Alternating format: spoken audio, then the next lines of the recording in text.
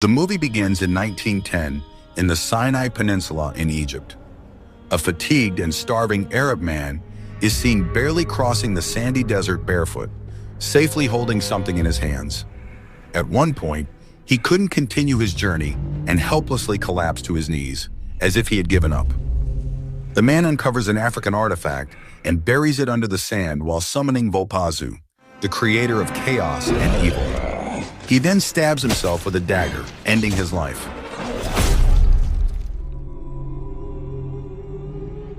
The scene cuts to the year 2003, showing a house along the roadside. Inside, a terrified little boy named Mikey calls the police and tells the officer that his mother is a monster who scares him at night. Soon, Mikey's mother, Abigail, lurks from top of the table, filling Mikey with fear. Mikey escapes into a room to save himself from his possessed mother. Abigail searches for Mikey in the house, telling him she was just joking. A terrified Mikey keeps watching her through a narrow opening in the door from another room.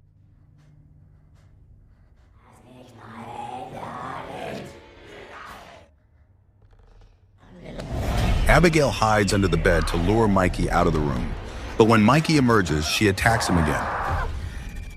However, shortly afterward, she is seen watching TV with Mikey.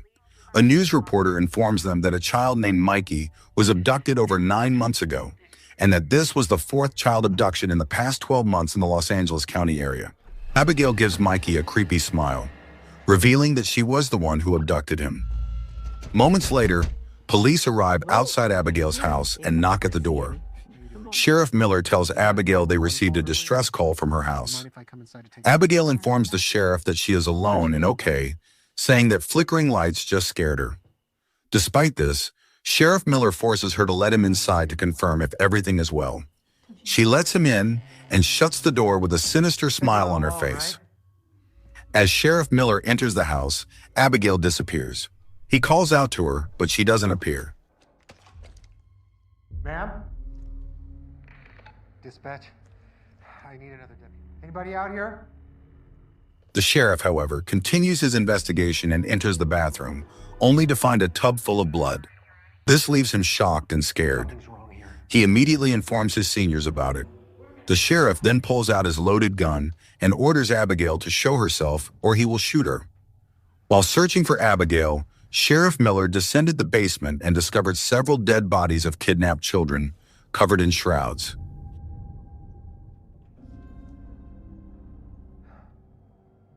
See 3 small bodies. They look like children. Abigail appeared soon after and attacked the sheriff.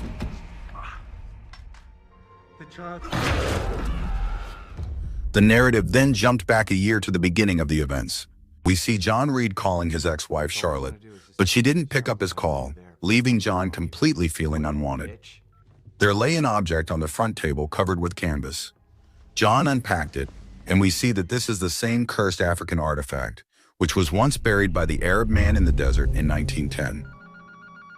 John received a call from his friend named Steve, who warned John not to mess with the artifact, revealing to him that there lived a demon called Volpazu inside the artifact, and he would come out if he took off its head. Volpazu preyed on children to turn them into demons, but John ignored it completely and took off the artifact's head only to find smoke coming out of it.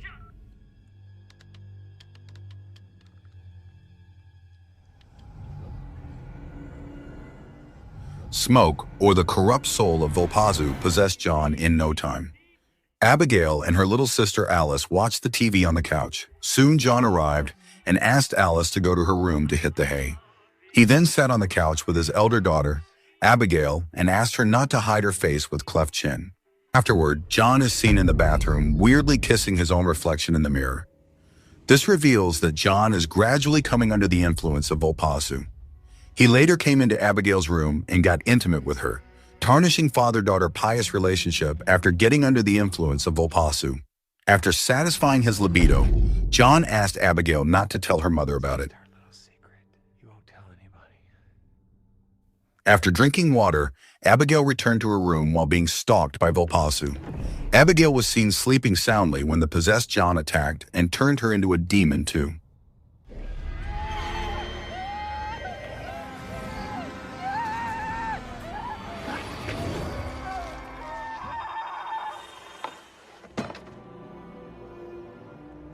Later, for fear of her father, Abigail escaped from the house. She arrived at her grandparents' house, which was once burned down 20 years ago. Here we see that Volpasu started gradually taking over her body as she was pregnant with his son. To kill Volpasu's son, she inserted a hot wire into her womb, aborting it before it came into this world. Alice called her, asking where she was. Abigail told her that something happened to her and she couldn't come home. She then asked Alice not to look for her before hanging up in tears. This is how Alice ended up here in this house, and over time, she turned evil as Volpasu never stopped controlling her. One day, Abigail hallucinated and saw her father, John. He told her that Volpasu had chosen her, but she had betrayed him by killing his son. Therefore, Volpasu, appearing in the form of John, punished Abigail for aborting his son.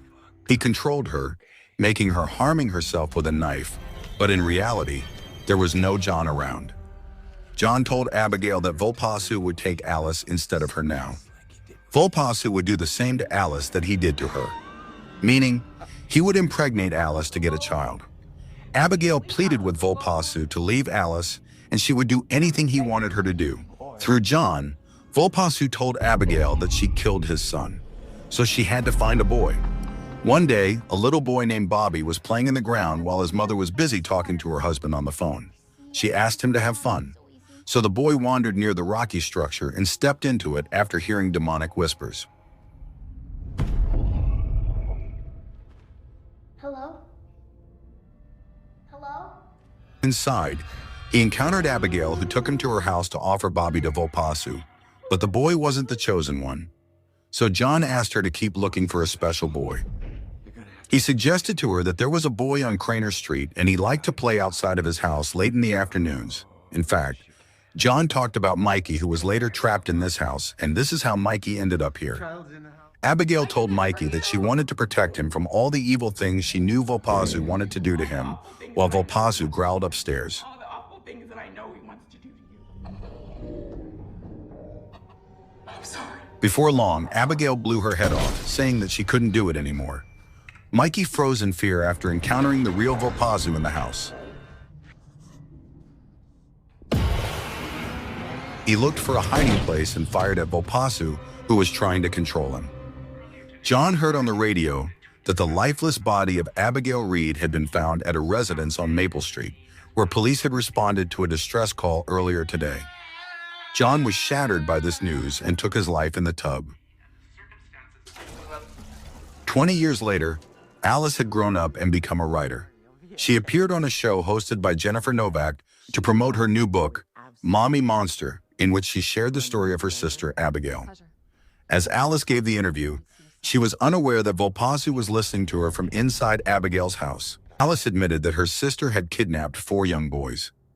Everyone said she killed all of them, but the reality is that one of the boys named Mikey survived. Jennifer asked Alice what she would like to say to Mikey if he happened to watch this interview.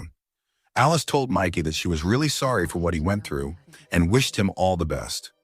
Meanwhile, Mikey is seen watching the interview on a rocking chair in Abigail's house. Alice was at her house when she spotted some children wearing Halloween dresses standing outside of her house. She happily approached them and gave them treats.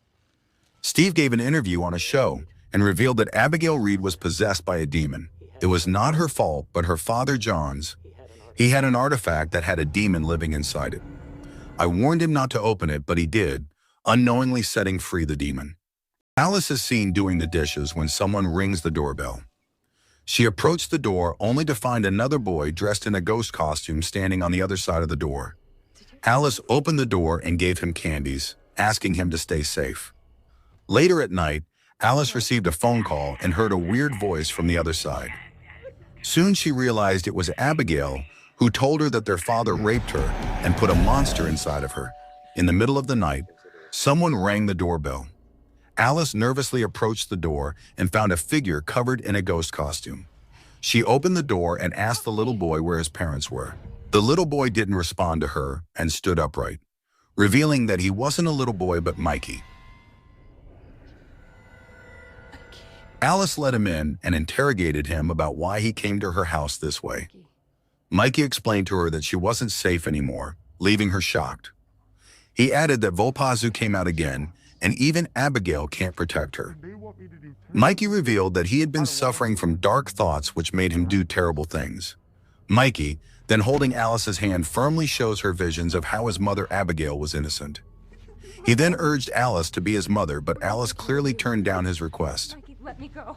After that, Mikey apologized to her for bringing Volpazu to her house, and saying this, he ran away. Alice went into her room and encountered Volpazu there. Outside, Mikey is sitting terrified, and we see how Volpazu, after the death of Abigail, preyed on him, making him his slave when he was a little boy. Alice's boyfriend Alex came to see her, but sadly he was brutally killed by Mikey outside. I saw you.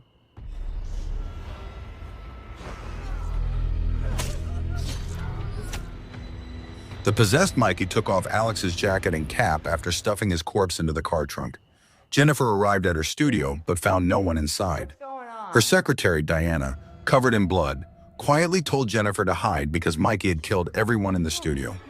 Jennifer swiftly hid behind a desk and kept an eye on the maniacal Mikey. To mislead him and save herself, the cunning Jennifer threw her sandal across the table, drawing his attention toward Diana. Jennifer tried to flee, but Mikey caught her and repeatedly slammed her head into the shutter. He then shot her, but the gun ran out of bullets. Seizing the opportunity, Jennifer shocked him with a device. Jennifer quickly contacted the police for help, but in the meantime, Mikey arrived and rushed over to stab her to death. Just then, Alice arrived, ordering Mikey to stop at once and agreeing to become his mother. I'll be your mom. She promised, "From now onwards, I will take care of him." Mikey let go of Jennifer and approached Alice, but soon, under the influence of Volpazu, he started to smother Alice. In the nick of time, Jennifer stabbed Mikey in the head and saved Alice. You available for an interview tomorrow? The cursed artifact is seen lying in a box inside Abigail's forgotten house, where Volpazu is trapped.